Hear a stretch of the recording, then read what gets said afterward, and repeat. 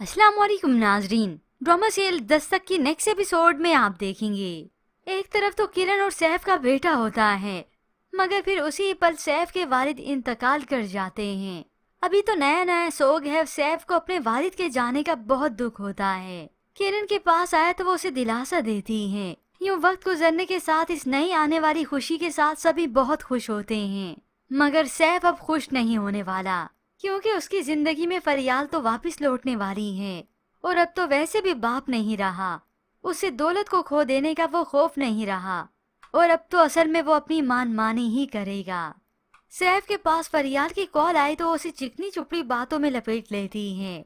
5 साल का ताल्लुक है हमारा, अब इतना हक तो रखती हूँ कि तुम्हारे साथ मिलकर तुम्हारा गम बांट लूं। यूँ सैफ इनकार कहाँ कर सकेगा।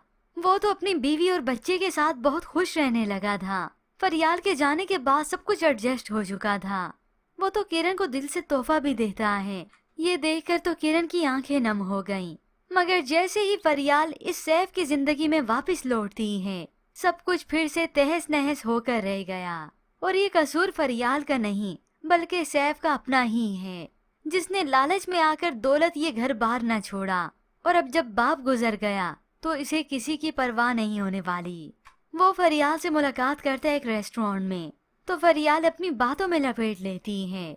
मैं तुमसे बहुत मोहब्बत करती हूँ और जब मोहब्बत हो जाती है ना तो महबूब खामियों समेत कबूल होता है। तो ये फरियाल नम आंखों से उससे वादा लेती है कि मुझे फिर से तो नहीं छोड़ दोगे। तो सैफ उसे वादा करता है, बाप वो जो रहा नहीं। यूँ सैफ की तवज्जो तो अपने बच्चे और अपनी बीवी पर भी अब नहीं रहती। यूं ही गुजरते गुजरते इतना अरसा बीत जाएगा और हो सकता है यहाँ पर वो फरियाल से दूसरी शादी छुप के कर ले, क्योंकि बाप नहीं रहा तो वो फरियाल को कहीं जाने नहीं देगा।